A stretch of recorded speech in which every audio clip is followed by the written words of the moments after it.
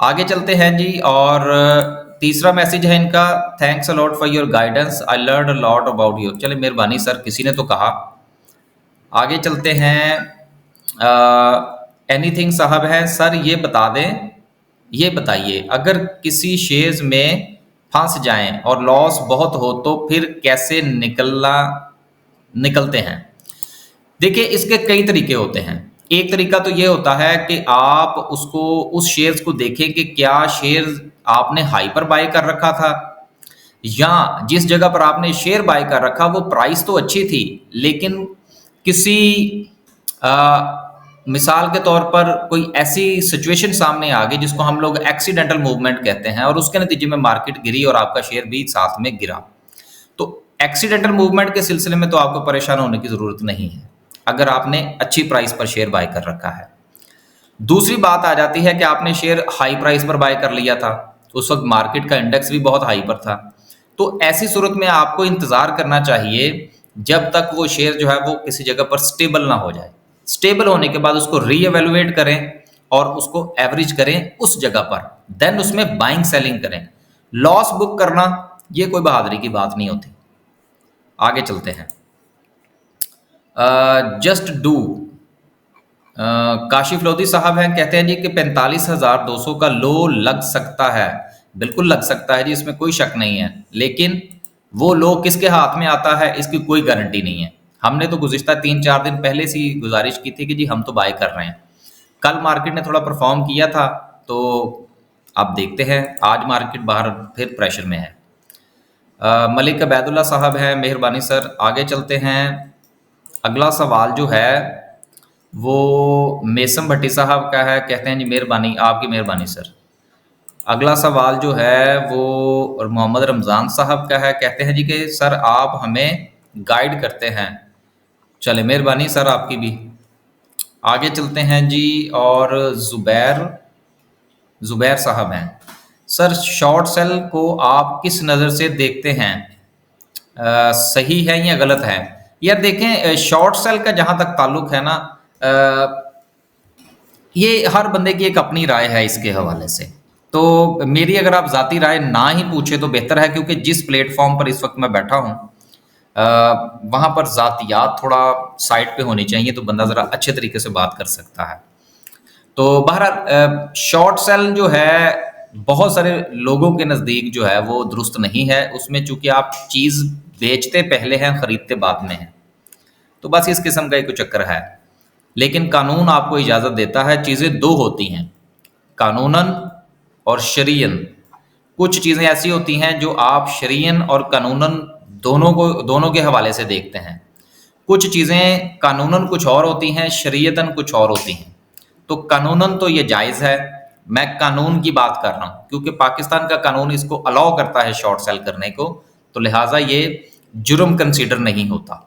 बाकी आप लोग अपना फैसला खुद फरमाइए अगर आपने शॉर्ट सेल करना है या नहीं करना। सफ़िया साहिबा है, दोबारा देख लें जी। जी सफ़िया साहिबा है, मेहरबानी जी। आगे चलते हैं। अगला सवाल जो है वो अली साहब का है, हैस्कोल शेयर ले सकते हैं यार, कुछ और देख लें, 400 कंपनीज हैं, ज़रूर आपने जो है वो डिफ़ॉल्टर सेगमेंट में घुसना है। फ़ाहदुल्ला खान साहब हैं, कहते हैं sir please advice how to invest in PSX from Dubai. बड़ा आसान है जी, आप उसके ज़रिए करें क्या कहते हैं जी उसको, रोशन डिजिटल के थ्रू। अगला सवाल जो है वो है जी जॉन सिद्दीक साहब हैं, कहते हैं जी I bought Clover food 60, please advise. अभी जिस प्राइस पे है यहाँ पे और ख़रीदें इसको, ये जल्द सीधा हो जाएगा। दावर साहब हैं, previously I asked you about to how to calculate if a company under valued or over valued, continue onward, would it be better if we also check it contracts.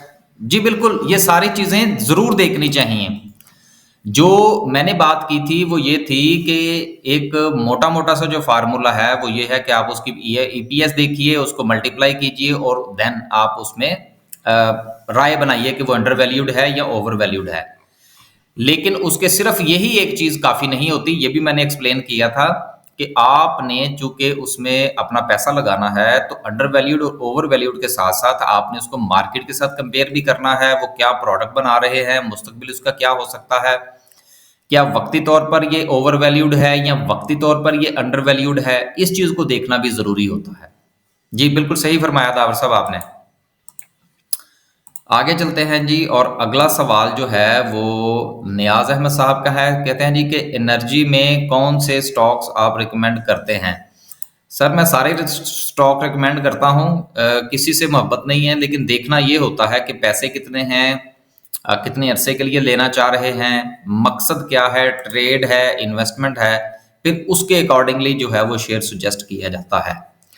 Free float साहब है, कहते हैं जी कि POL product POL products are scare no guilt issue as well. अच्छा, refineries are fundamentally all right given at IMF approval but profit taking seems converted to panic. कोई बात नहीं है, होने दे पैनिक। पैनिक होगी तो चीज़ें नीचे जाएंगी, वहां से आप बाय कीजिएगा। आज अच्छे लेवल पे है, बहरहाल दोबारा फिर रिफाइनरीज जो हैं। जलाल साहब हैं, सर्किट ब्रेकर का क्या रोल होता है मार्केट में। देखिए सर्किट ब्रेकर का बड़ा रोल होता है। सर्किट ब्रेकर जो है ये इंटरेस्ट को शो करता है कि इन्वेस्टर का इंटरेस्ट कितना है। जितना ज़्यादा इंटरेस्ट होगा उतने ज़्यादा शेयर्स बाय होंगे, उतनी ज़्यादा शेयर्स के अंदर प्राइसेस ऊपर जाएंगी। जितना इंटरेस्ट कम होगा उतनी प्राइस नीचे जाएगी, लोअर लॉक्स लगेंगे। तो सर्किट ब्रेकर जो है ये काफ़ी ज़्यादा सेंटिमेंट को शो करता है, इसको देखना चाहिए। अतीक साहब हैं, शुक्रिया, आपका भी शुक्रिया जी। आगे चलते हैं जी, और साजिद शरीफ साहब हैं, अस्सलाम वालेकुम sir ji, how can I know the dividend announced by different companies. यार इसके लिए सबसे आसान ये है कि आपका जो ब्रोकर है ना, आप उसकी वेबसाइट पे भी ये चीज़ मौजूद होगी। आप अपने ब्रोकर से कहें आपको आपके अपनी वेबसाइट के हवाले से थोड़ा ब्रीफ करें, वो सबसे बेस्ट रहेगा आपके लिए। वैसे पाकिस्तान स्टॉक एक्सचेंज की वेबसाइट तो है ही, लेकिन वहां पर शायद आपको थोड़ा मुश्किल हो। ब्रोकर की वेबसाइट पे उन्होंने थोड़ा सा डिफ्रेंशिएट किया होता है। राजा साहब में कहते हैं जी कि सिनर्जी का PE रेशो 54 है, प्राइस ईयरली लो के करीब है। What is the price prediction for May 2022।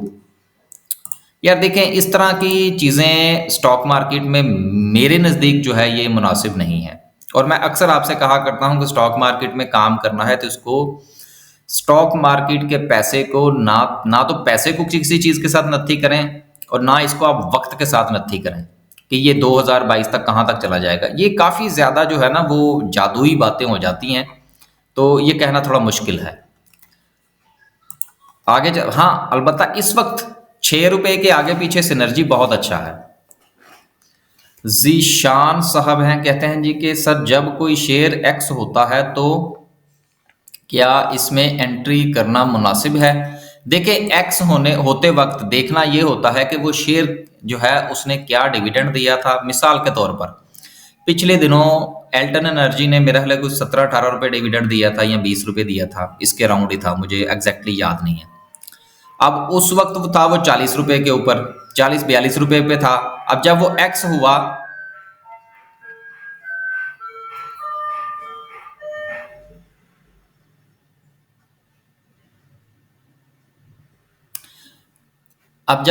हुआ, तो उसके बाद वो तकरीबन कोई मेरे ख्याल 23-24 रुपए पे था, और आजकल वो 18 रुपए पर है। इसी तरह EPQL का भी है। तो देखना ये होता